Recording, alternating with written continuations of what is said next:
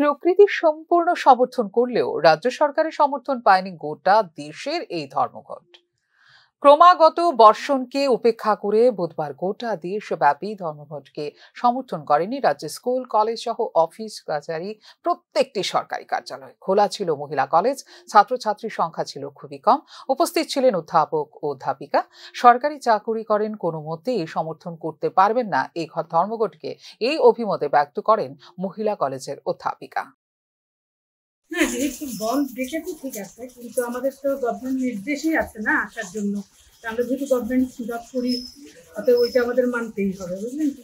এখন দেখি স্টুডেন্ট তো সেরকম দেখছি না, যেহেতু বৃষ্টির জন্য মনে হয়, সেজন্য স্টুডেন্ট তো দেখা যাচ্ছে না সেরকম।